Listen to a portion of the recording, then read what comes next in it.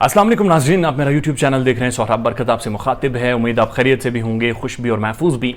वजिया स्वाति कत्ल केस के हवाले से कुछ नई चीज़ें सामने आई हैं जो आपके सामने रखनी हैं, और ये चीज़ें कोर्ट के हवाले से नहीं हैं बल्कि आउट ऑफ द कोर्ट हैं। 9 ब्रदर्स टीवी इंटरनेशनल चैनल है एक, जहां से बाकायदा एक प्रोपेगेंडा मुहिम शुरू की गई है। और ये प्रोपेगेंडा मुहिम किस तरह से की जा रही है और इसके पीछे कौन है, ये कहाँ से चैनल ऑपरेट हो रहा है और पाकिस्तान से किस तरह से ऑपरेट किया जा रहा है, वो मैं सारी डिटेल्स आपके सामने रखूंगा। लेकिन उससे पहले जो लोग नए हैं, बराए मेहरबानी चैनल को सब्सक्राइब करें ताकि बर वक्त वीडियो आप तक पहुंच सके। 2-3 दिन पहले मुझे कोर्ट रिपोर्टर्स ने कुछ एक वीडियोस भेजी, और वो वीडियो थी 9 ब्रदर्स टीवी इंटरनेशनल चैनल की, और उनमें वजिया स्वाति कत्ल केस के हवाले से बातचीत हो रही थी। वेरी इंटरेस्टिंगली जब मैंने थोड़ा सा सर्च आउट किया, पता करने की कोशिश की, तो वो चैनल एक तो पाकिस्तान से ऑपरेट नहीं हो रहा, वो कनाडा से ऑपरेट हो रहा है और कैनेडियन साफी उसे ऑपरेट कर रहे हैं। लेकिन उस अगर 4-5 मिनट का जो उन्होंने स्पेसिफिकली क्लिप बनाया था, उसमें एंकर साहब बड़े काबिल मोहतरम साफी हैं, वो बैठे हुए। अच्छा, उन्होंने ना जो उस वजिया स्वाति कत्ल केस के हवाले से जो बातचीत करनी थी वो उन्होंने खुद नहीं की, बल्कि उन्होंने कहा कि जी पाकिस्तान से हमारे साथ ब्यूरो चीफ हमारे मौजूद हैं, और उन ब्यूरो चीफ ने आकर कहा कि जी रिजवान हबीब ये कन्फर्स कर किया है कि एक तो डॉक्टर मेहदी का कत्ल उसने किया, दूसरा जो गुंडे हायर करके उसका मर्डर करवाया गया था, वो गुंडे नहीं हायर किए बल्कि रिजवान हबीब और उसके वालिद ने कहा है कि उन दोनों ने मिलकर ये काम किया है, खुद ये वो सारी फायरिंग की है। और उसके लिए उन्होंने बाकायदा कहा है कि जो पुलिस है, उनकी प्रेस रिलीज आई है, पुलिस है उनकी तरफ से मुकम्मल डिटेल सामने आई हैं, जो कि हकीकत पर मबनी नहीं है,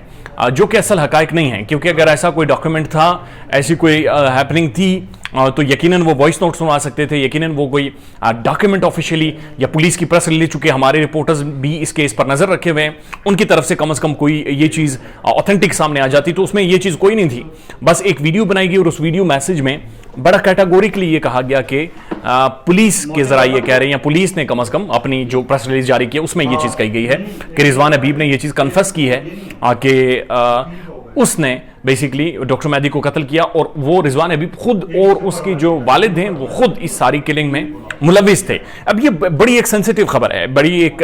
इंपॉर्टेंट खबर है, और रिजवान हबीब का चूंकि ट्रायल चल रहा है, तो उस ट्रायल से पहले ही एक राह हमवार की जा रही है मेरे ख्याल में रिजवान हबीब और उसकी फैमिली के खिलाफ, जो कि बहरहाल एक डिफरेंट ओपिनियन है, लेकिन जो चीज नजर आ रही है मीडिया में वो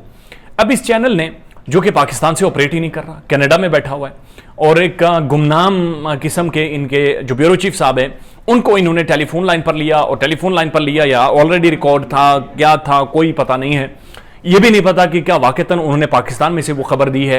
ये भी नहीं पता कि उसका कोई डॉक्यूमेंटेड प्रूफ है, उसका कोई एविडेंस है, पुलिस का कोई वॉइस नोट है, किसी पुलिस के आला हुकाम ने ये बातचीत मानी है या नहीं मानी। लेकिन बहरहाल एक फिलर जरूर छोड़ा गया, और उस फिलर के थ्रू मैं देख रहा था कि लोगों के व्यूज भी हैं, और लोगों के अंदर एक राय बनाने की कोशिश की गई कि असल में ये गन्स लेकर खुद गए और इन्होंने खुद जाकर डॉक्टर मेहदी का मर्डर किया था। इंपॉर्टेंट चीज क्या है? इंपॉर्टेंट चीज ये है कि मुझे भी कुछ दिन पहले मैसेजेस आए, बहुत सारी कॉल्स आई, और एक साफ़ी की खबर की तरफ मेरी तवज्जो दिलाने की कोशिश की गई, और वो साफ़ी भी कनाडा से ऑपरेट करते हैं, वो कनाडा से काम शाम करते हैं, और वो कनाडा से सारी अपनी स्टोरीज देते हैं। और उन्होंने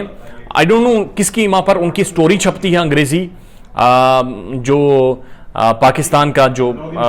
मेरे जहन से जो समा ट्विटर पर, अब वो समा का जो इंग्लिश वेरिएंट है वहां पर जाती है, जिसके फॉलोअर्स नहीं है, जो ऑथेंटिक नहीं है, और मुझे बार बार कहा गया, बार बार कमेंट्स किए गए, एक प्रेशर बिल्डअप किया गया ताकि मैं उस स्टोरी के ऊपर जाकर बात करूं। अब वो जो स्टोरी थी उसके अंदर भी प्रूफ मौजूद नहीं था, बल्कि एनोनिमस एक गुमनाम सोर्स को कोट करके एक मजहबी रंग देने की कोशिश की गई थी। और हमने देखा कि वजिया स्वाति का जब मर्डर हुआ था, तो तब रिजवान हबीब और कुछ इफ्तिखार खटक के मुताबिक कुछ जो इदारों के लोग थे, उन्होंने मिलकर भी उसे मजहबी रंग देने की कोशिश की थी। और अब जो ये चैनल था, ये वो जो खबर थी, वो जो डेवलपमेंट थी, जो समा ट्विटर पर पोस्ट की गई थी, वो भी बुनियादी तौर पर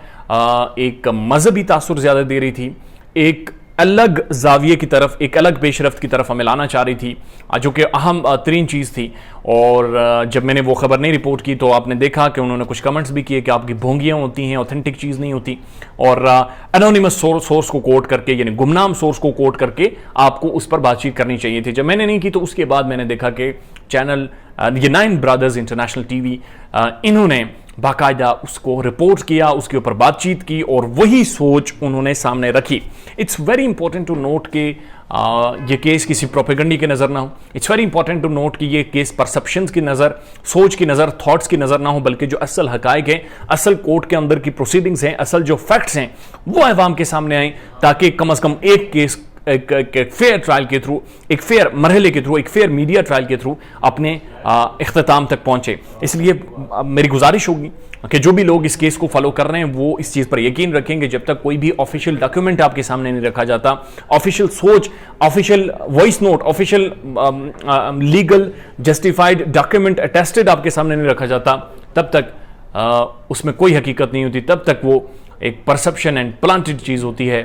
जिससे बचने की भी ज़रूरत होती है, और शायद इसी को डिसइंफॉर्मेशन, मिस इन्फॉर्मेशन जैसे अलकाबात से नवाजा जाता है। अपना ख्याल रखिएगा और हमारे चैनल का भी। अल्लाह हाफ़िज़।